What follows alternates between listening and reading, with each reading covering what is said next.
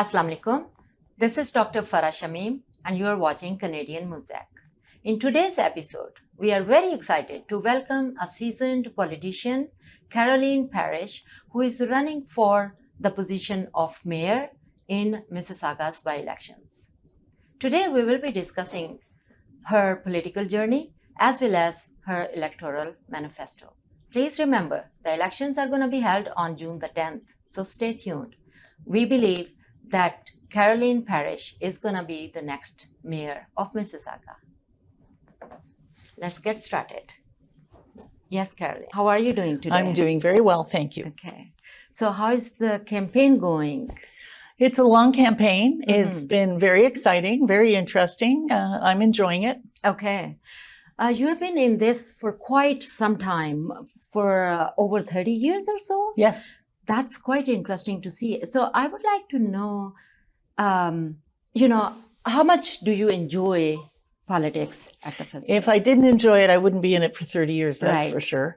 I love the level I'm in right now. I love being a city councillor because you don't have any party affiliation. You don't need one. Okay.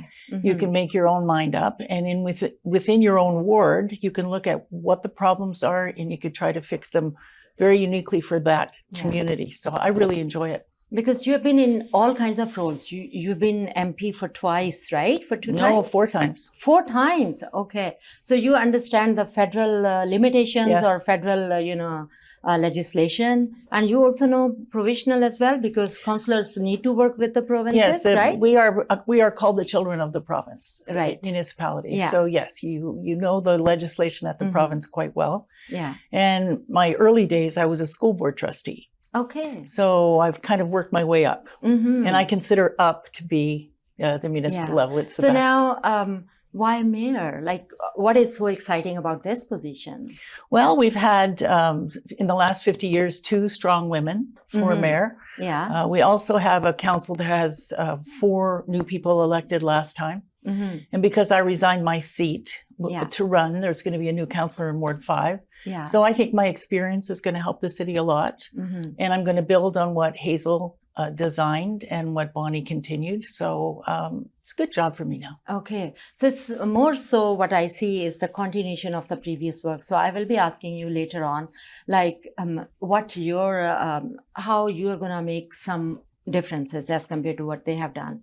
So we'll be talking about that. But first off, I would like to learn about your political journey. Like 30 years ago or so, when you started, how was it? And if you compare it now, what do you think? This political process has changed or it stayed the same, or the struggle is more or less, or anything about I that? think a little bit of American politics is seeping into Canadian politics. Mhm. I think the campaigns are a bit rougher. Okay. I don't get involved in any of that stuff myself. I've always run a very straight campaign, selling myself rather than attacking others or all that stuff that seems to go on in Yeah. American politics. Yeah. But no, it's a little faster paced. It's a little more difficult, but I still enjoy it. Okay. I have to be honest with you. Mhm. I enjoy the job more than I enjoy fighting for it. The process. Okay. Yeah, that was basically my next question. Like, how do you handle this trolling? And but definitely, like, there are all kinds of candidates out there. And when it's a political campaign, you hear all kinds of stories around you, about you, and you might be shocked sometimes. Oh, they're talking about this, but, and you may not be convinced majority of the time. So how do you handle that emotional toll which it takes for you to go back and talk to your people again? Well, I'm like a person with blinders on. I don't look to the left. I don't look to the right. I just keep going ahead and working on convincing more and more people to trust me and to select me as the next mayor. I don't get into the sidebar issues. I don't get into those fights. I stay out of them. But they don't affect you either? Like, you stay away from all of them? Like, well, yeah, it always affects you. What Yeah. affects me more is when there are things leveled at the campaign people. We have a Right. lot of young people working on our campaign, and they are finding it a little bit difficult, but that's okay. We reassure them all the time that we're doing a straight campaign. We're working, Yeah. going full steam ahead, and we're not getting into all that. Okay, that's so good to know. So continuing, you said that you have some youth on your team, and they face challenges when they have to, they are more affected from this bullying or from this trolling, I would say. So, if any young person wants to come in politics, what first advice you would like to give to them? First advice to me would be you've got to really love people, and you've got to Yeah. love serving people, Of course. and you have to love making change for the good. Yeah. And getting involved in a municipal campaign is a very good experience because you don't have to pick a party, you don't have Oh, to I pick a see. platform, Mhm. you don't have to sort of follow all the rules of you're a red politician or a blue politician or a green politician. You're there to help people. Okay. And a lot of the young people working on my campaign are quite young, Mhm. and all the nuts and bolts of the campaign they're enjoying. Okay. It's fine. It's fine. Yep. Yeah. But if somebody wants to be a counselor, for example, what they should be aware of, or what skill set they need to have? Of course, they need to love people. That's because it's service business at Absolutely. the first place, right? Yep. But what they need to be aware of, like how thick-skinned they need to be. I don't want to dwell on that. I like to dwell on the positive aspect Okay. of the job. I think it's an opportunity to do really good things for people. Mhm. When I was elected in Malton, Mhm. it needed a lot of work. It had been Okay. neglected for a long time because it's separated by the airport from the rest of the city. Mhm. So I built Castle's Playground. Kids Mhm. loved that. We built a youth hub. For Okay. $12.7 million, we converted an indoor pool. Mm. And there's a recording studio in there that would make you very proud. Okay. We have teaching kitchens in there. We have Mm. counseling for the kids. We have a board of directors made up of 10 kids, students from each of the two high schools. Right. And you can do really positive things for those kids. Yeah. So people who want to serve, people who want to help, Mm. people who want to make things better, Yeah. that's the job for them. And no wonder you have such a good reputation. I interviewed some of the counselors here, and they all were praising the work which you have done in Ward 5, where you resigned. It's such a interesting, I would say, decision to make. Like you are just running for the mayor, but you left that job already. Why so? I left that job because, first of all, I watched the Toronto campaign and I thought, the people who aren't resigning their seats are for a while going to be doing two jobs. They're going to be running for their own political career, and they're going to be trying to take care of their riding, their wards. Yeah. Secondly, I would say the most important thing is this election campaign is costing $3.5 million tax dollars. Mm-hmm. If I were to win, Yeah. and I didn't resign, then they would have to run a second campaign to replace me, and it's another $500,000. Right. So I decided I'm that committed that if I'm going to run for this job, I'm going to run 100%, and I'm also not going to cost the city money if I win. That's amazing. Like you are fiscally so much aware and conscious. Oh yes, you right? have to be. You have to be. That's amazing, Okay, so moving on to your election campaign and the manifesto which you have, what are the three main things, for example, you are very much concerned about? Housing is very important. We've lost 40,000 people in Mississauga since the last census. We're the only municipality in the GTA to lose population, and it's because the rents are too high. Buying a condo is too expensive. Buying a home is too expensive. So we need to produce more housing, and it has to be affordable housing. Right. Okay. The other thing is people are fearing against violence. They're fearing that with all the car thefts and the break-ins, that we need to strengthen our police department. The mayor sits on the police services board, and I plan to do as much as I can to strengthen our police force and to protect our people. Right.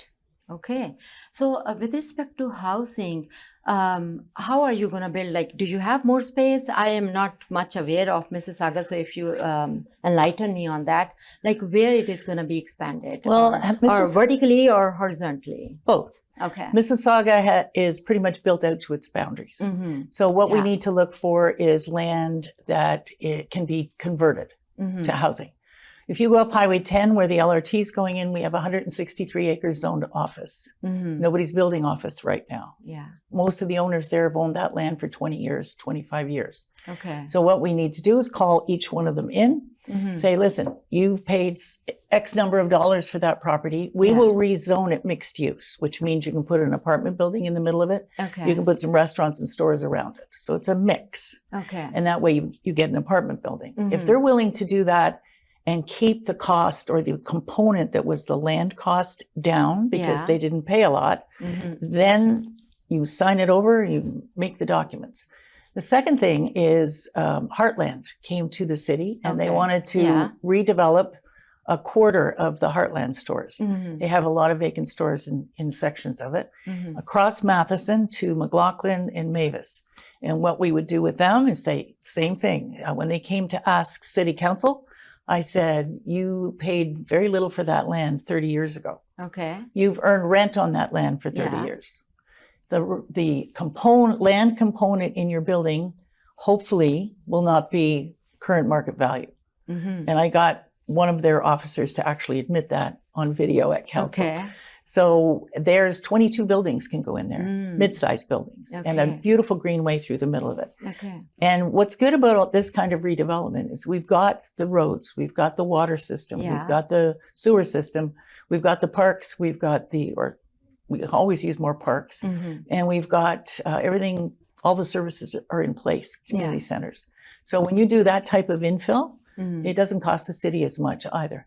Mhm. Okay. So you have, specified those areas. I where have you... plans. Okay, you have plans. I'm not That's just wonderful. fussing about not enough housing. I've actually got concrete plans on how to fix it quickly. Okay. And with respect to the security concerns which you are talking about, yes, one thing is, connecting with the police department and see how we enforce things so the security system could be enhanced in any city. What else you're planning to do? Because policing is not maybe sufficient, because many people are suggesting having a community connections, and that might help. Any ideas with respect to connecting with the Well, we have community in this community regard? watch programs. They're actually Okay. funded by the city partially, and they raise some of their own money. So we Mhm. have neighborhood watch. We have all these things. But what's really needed, particularly with all the car thefts, is what the feds have done. The feds came out with a report about 3 or 4 weeks ago that the reason we have so many car thefts, and they are leading to violent attacks, Yeah. is because we have a ready market for cars in the Yeah. Middle East, Yeah. Africa, Africa. some European countries. And they get out of our country without Mm.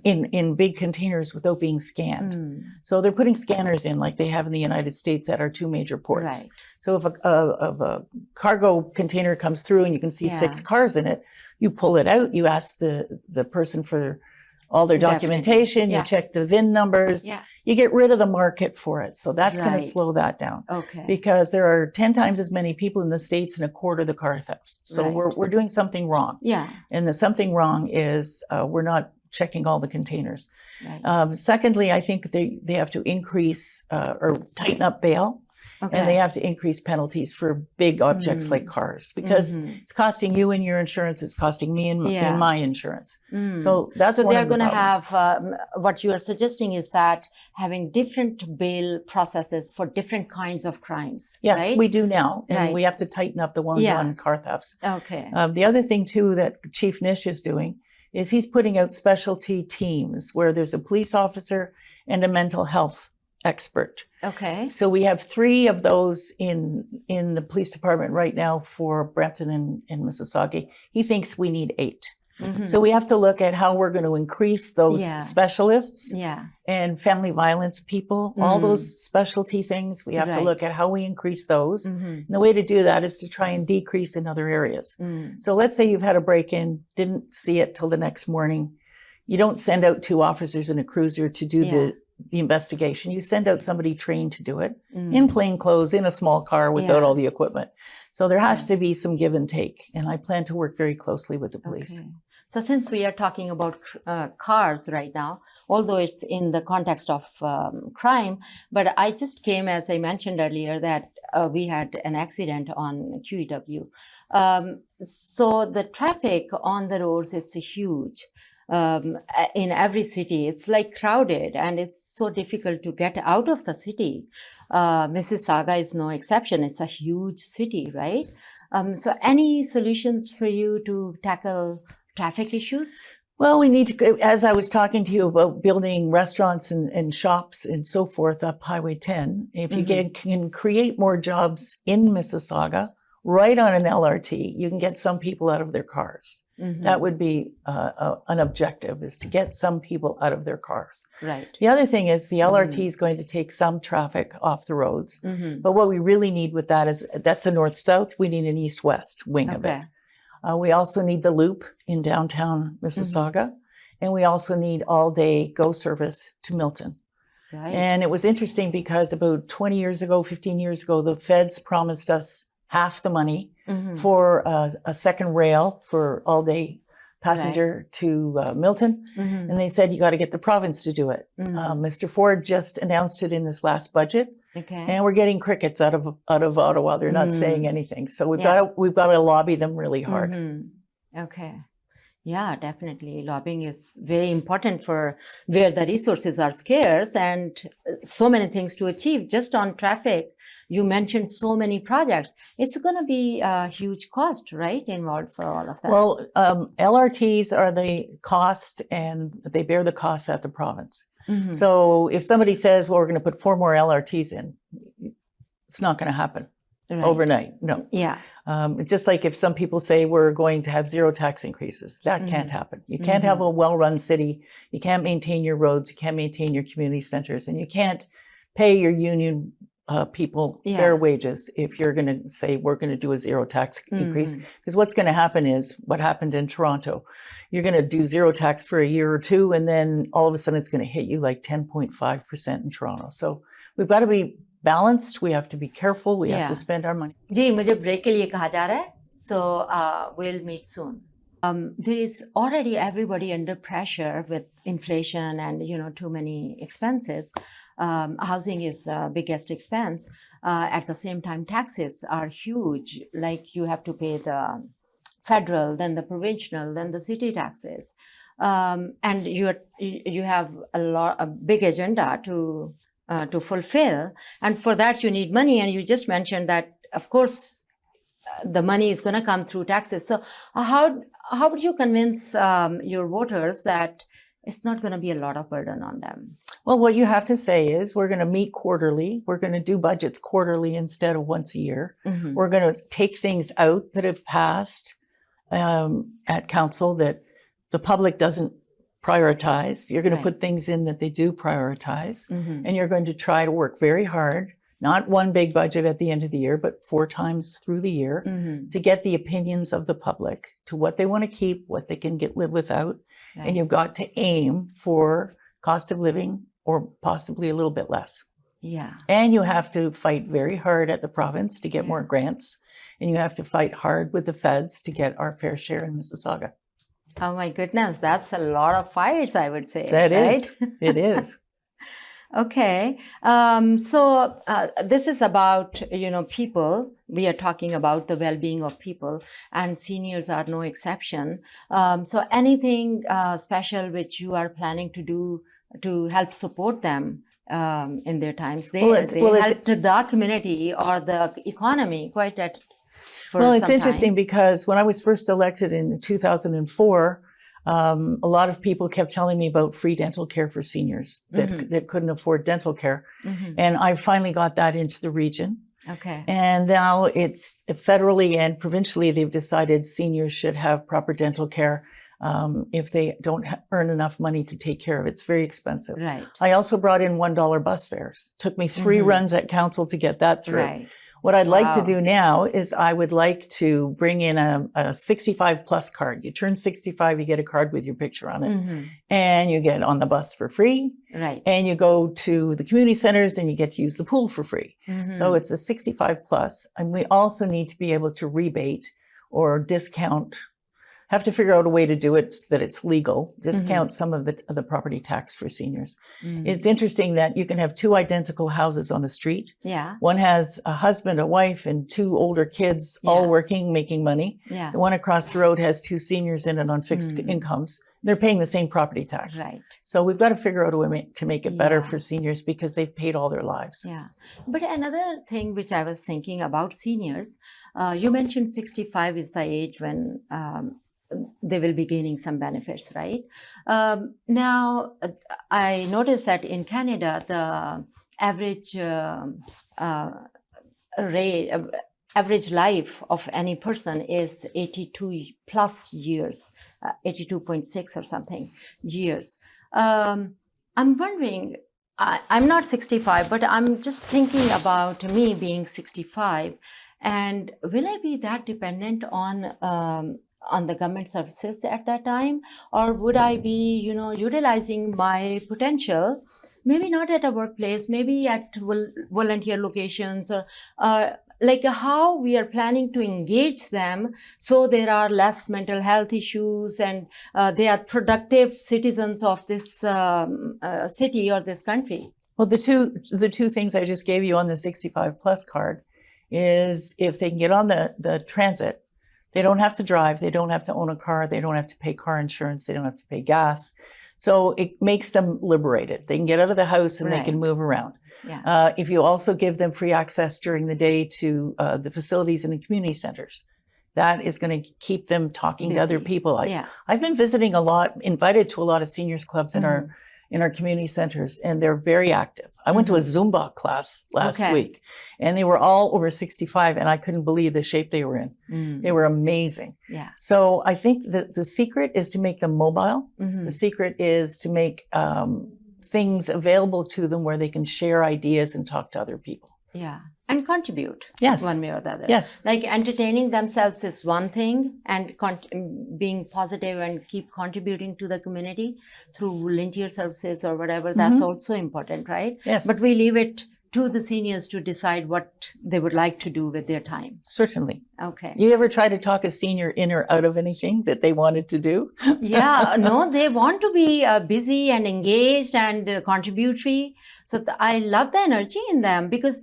in my mind, when I look at 65 years old person, I don't think they are senior anymore, because they have plenty of time to be senior. So right now they are as young as anybody else is. They're as young as they feel. And if they're in good shape and they're mentally active and they're socially active, there's no reason why they have to suddenly feel old. Yeah, exactly. Yeah.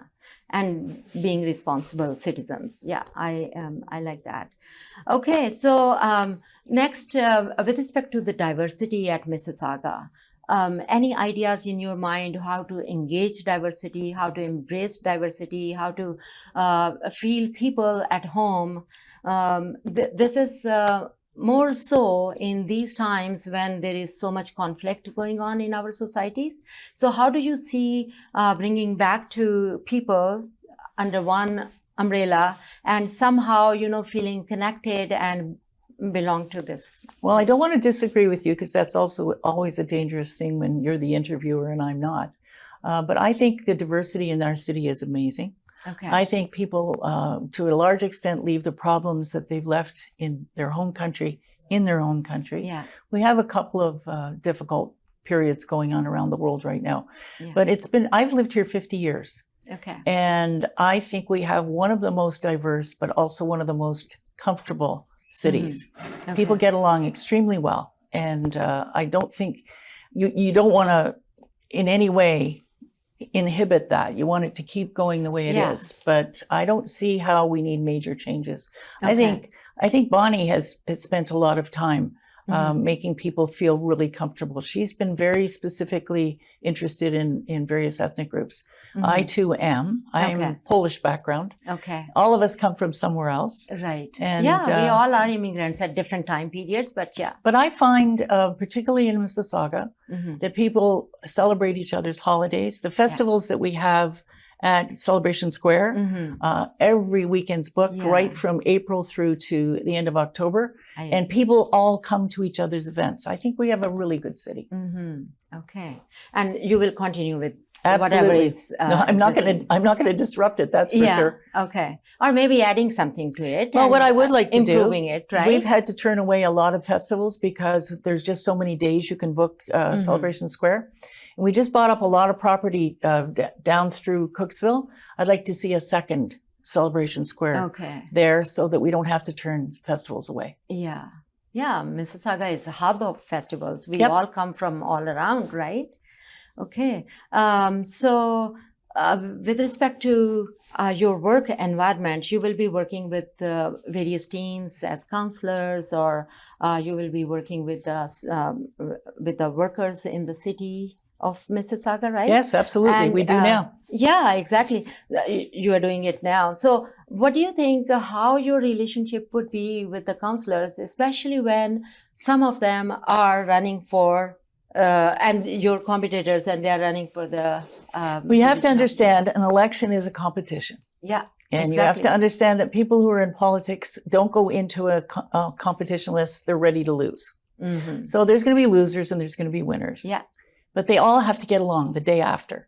Yeah. We have to pull it all together because you get Yeah. nothing done if you're having battles all the time. Oh yeah. So I am fully confident in my Mhm. colleagues and myself Mhm. that everybody's going to just forget the battle and get on with the real reason that we're in politics, which Mhm. is to make a better city and take care of our constituents. Okay, that's good. So that means they are gonna play their role, and you will I be hope so. participating I'm absolutely in your confident. way. Yeah. Okay.